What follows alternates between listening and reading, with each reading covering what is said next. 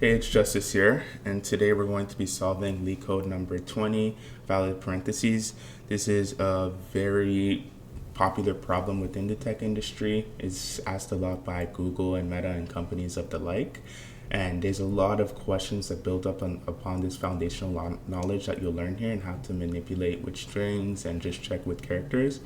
So you would need to really make sure that you can kind of grasp how we're going to solve this problem to build up on your skill set for other problems. So let's get into it. So let's read the problem statement. Given a string S containing the characters this opening bracket, opening and closing bracket, determine if the input string is valid. So what makes an input string valid? So one, the open brackets must be closed by brackets, the same type of brackets. So what did that mean? It means that this opening bracket can only be closed by this closing bracket. This opening bracket can only be closed by this closing bracket, etc. Open brackets must be closed in the correct order. Cool. And every closing bracket has a corresponding opening bracket of the same type. Cool. So let's go through all the examples and see which ones and why these input strings are valid or not valid. So let's go through this first input string. So first we have this character here. We have an opening bracket, and then it's immediately followed by its corresponding closing bracket. Like we said, this opening bracket can only be closed by this one, etc. So opening brackets must be closed by the same type of brackets. So we've seen that we found the opening bracket here, and it's closed immediately by its same type of bracket in the correct order. So this one evaluates to true. Let's see the example number 2 here. So we have an opening bracket of this type. It's immediately closed by its corresponding closing bracket. Cool. We have an opening bracket of this type actually, and it's immediately closed by the corresponding closing bracket here. And then we have an opening bracket here, and it's closed by its corresponding closing bracket in the correct order. So this evaluates to true. Perfect. Let's see example number 3. So we start with this opening bracket. So we start with an opening bracket, and then we close it with this bracket. So this actually evaluates to false. And the reason why this evaluates to false is because we have to make sure that the brackets close by the same type of brackets. So we have an opening bracket here. So the only thing that can close this opening bracket is this pair. So this is the only bracket that can close it. But we look and we see it's closed by a bracket that's not of the same type. So in that case, this evaluates to false. Okay, and then now let's check this example. So we have an opening bracket, and then we have another opening bracket, and then we have a closing bracket here. So this bracket is closed by this one, and then we have this closing bracket here. So we had to make sure that every closed bracket has a corresponding opening bracket of the same type. So you see this closed bracket has the corresponding opening bracket of that type here. And then this closed bracket has the corresponding opening bracket of this type here, and it's closed in the correct order. So this one evaluates to true.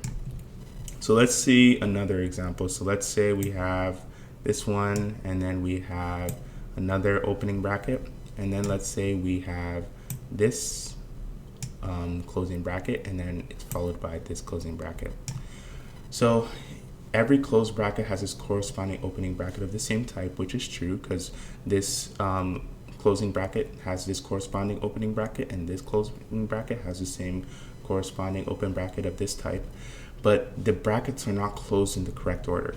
And if you just look intuitively, this doesn't look correct here, because you can't close a bracket that was open before another one that is still open. So we see that we have this one that's still open here, and we close this bracket that was before it. So we cannot do that. We need to make sure that the first bracket that we close has to be the last open bracket. So we can't close a bracket that's previous than that. So in this example, we closed this bracket while this one was already open. So this was the last bracket that's currently open. So we need to make sure we close that first. If you see in this example, the last open bracket was this one, and we immediately closed it with its corresponding closing bracket. So this is in the correct order. And then now after that, the last open bracket was this one. So then we closed it with this. So we have to close it in correct order that we've seen it. So this evaluates to false. And also final condition, let's say we start off with the closing bracket. So let's say we start off with this right here.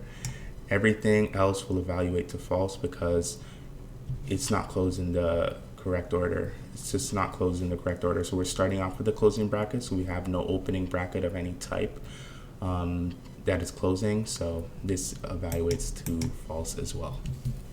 Okay, so how are we going to make sure that these brackets are closed in the correct order? So what we can use is a data structure called a stack. So what a stack is, it's a data structure that allows us to add elements, and it takes out the elements last in, first out. So what does that mean? So let's go with this example here. Let's go here, boom, we have this, boom, boom, here. So this is our input string. So what the stack does is going to keep track of the last opened bracket. So we're only going to add to our stack when we see an open bracket. So let's start with this input string here. So we're going to start at, let's see, let me use a different delineator here. So we're going to start here. Cool. So we're going to start here, and then we're going to add that. We see that's an open bracket, so we're going to add it to our stack. Cool. So we add that to our stack. Perfect. It's like a stack of pancakes, if you like for a visualization. And then we're going to go over here. So we're going to say, okay, we found another open bracket. Whenever we find an open bracket, we're going to add that to our stack. So we add that to our stack. And what the stack is good for is that whenever we pop from the stack, it's actually going to take it from the last thing that we added in was going to be the first out. So if you look at from this visual, what's the last open bracket that we found? It would be this one. So if we pop from the stack, which is remove an element from the stack, it's going to remove the last opened element or the last open bracket that we added. Perfect. Cool. So now let's keep going. So if we go through, we're going to say, okay, now we are at a closing bracket. So now that we're at a closing bracket, we're going to say, okay, we can't add to our stack because we have a closing bracket. We only put the opened brackets in our stack to keep track of the last open bracket. So make sure that it's in the correct order. But we're actually going to say, okay, hey, so whenever we find the closing bracket, we're going to pop the last element in our stack. So the last element in our stack is this one currently.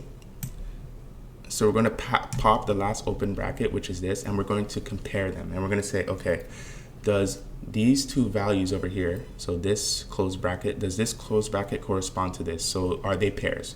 We look at it, yes, they are pairs. So we're good. So that means that we take this one off, and now we keep going. So the last opened element or the last open bracket in our stack is now going to point to this value because this is off our stack now. We pop that off the stack.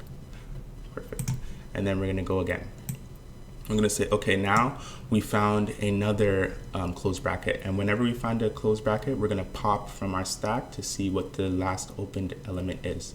So the last open element in this example is this open bracket. So we look at these two and we say, hey, do these two correspond to each other? So are these two pairs? And then you look at the example here and you can say, yes, those two are pairs. So since they are pairs, we say, okay, we're going to keep going. Perfect. So now we're going to pop this from our stack because we already popped it from our stack. We already compared, and we're going to keep going. So now we keep going and we see there's no more elements. We already went through all the given characters in our string S, and our stack is empty. So our stack being empty is going to show that we were able to successfully go through the whole input string S and find a valid parentheses. So then we're just going to return true in that case. Okay, so let's take a look at another example here with an input string S like this. And we're going to start at the first character in the input string S. So we see the first character is an open bracket. And remember, in our stack, we're going to keep track of the last open bracket. So right now, the last open bracket in the stack is going to be this one. Cool. So this arrow here is going to point to the last opened bracket here. Cool. And then we're going to keep looping through. So now we're going to go through here and we're going to say, okay, we found another opening bracket. So this other opening bracket here, we're going to add that to our stack. So whenever we find an open bracket, we pop that onto our stack. Okay, so now we pop that onto our stack, and now we know that the last opened bracket is actually going to be this one now. So it's going to point to here. Cool. And now we're going to keep looping through. So now we're going to go here and we're going to say, okay, we found a closing bracket. So we found a closing bracket. So whenever we find a closing bracket, we pop the last open bracket from our stack and we compare these and see if they are of the same type. So we look at these two characters and we see, okay, let's say this and this, do these correspond to each other? No, this closing bracket actually corresponds to only this opening bracket, but we have this opening bracket here. So these do not actually compute with each other there. So since they don't, that's a no-no, and then we can just return false, and that's kind of this example why we return false there. Yeah, so that's just the intuition behind it over there. So we're actually going to be using a stack in this case. So in the worst case, we're going to put all the brackets in our stack, and all the brackets are all the characters in S. So in the worst case for space, this is going to be O of n in space complexity, because we're actually in the worst case, we're going to have to just be inputting all the characters of n and all the characters within our string S onto the stack.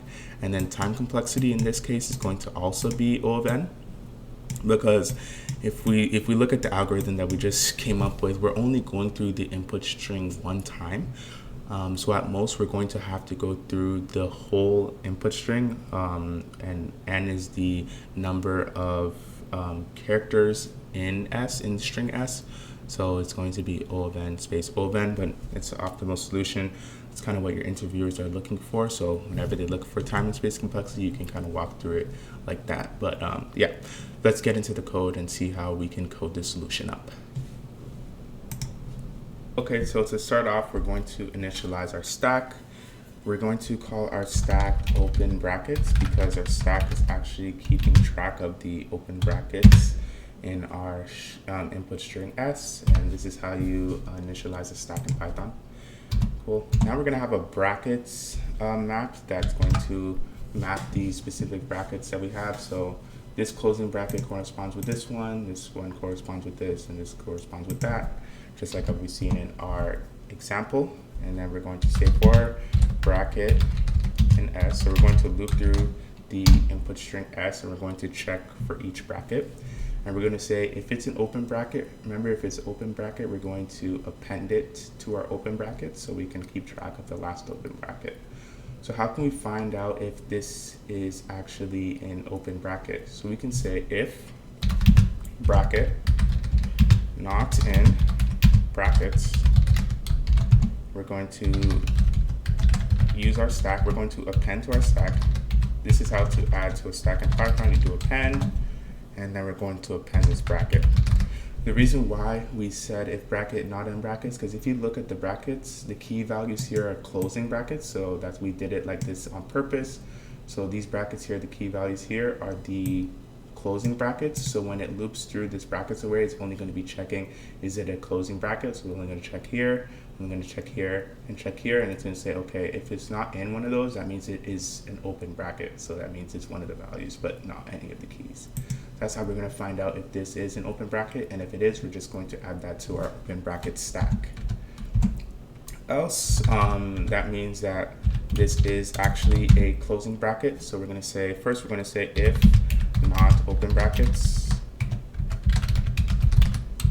we're going to return false. And the reason being is we're saying if we find a closing bracket and there's no opening brackets left, that means that we have a closing bracket but no opening brackets to close it with, that needs to be closed. That means that this is actually false, because remember in our example we said even if we start with the closing bracket, it's always going to be false, because we need to have a corresponding opening bracket for a closing bracket. So that one would initialize to false. And then we're going to say else, we're going to pop from the stack last open bracket equals stack.pop. So remember, we pop from the stack, it's last in, first out. So when we pop, we're going to get the last open bracket. And then we're going to say if last open bracket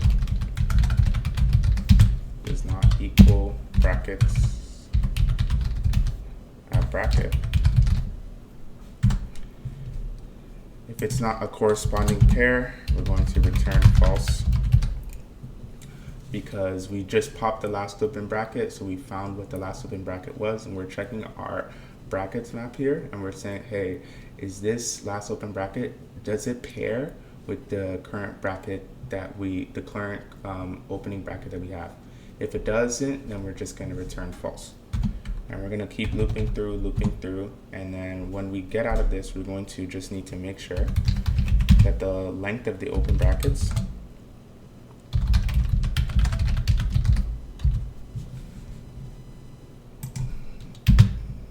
equals 0. So see, we see the open brackets as our stack, and we're going to make sure that the length of the open brackets is going to equal 0, because we need to make sure that there's no more open brackets at the end, and we've went through all of our string S. Quick typo here, this stack is actually our open bracket stack, so just write that there, open brackets, and see, cool, everything else looks good, so we run this. So let's see, all our test cases are good here, see, and then we submit. And this one is pretty quick here, pretty intuitive. Like I said, time and space complexity. So time complexity is going to be O of n, because at most we're going through all the characters in S to delineate if it's a valid parentheses. In space, we're actually storing at most O of n, because we're storing at most all the characters in S into our open brackets array there. So this is pretty quick, pretty intuitive. This is how your interviewer would like for you to solve it in an interview. I'm going to be doing a lot more problems on this YouTube channel, so please take a look and subscribe, and I'll catch you in the next video.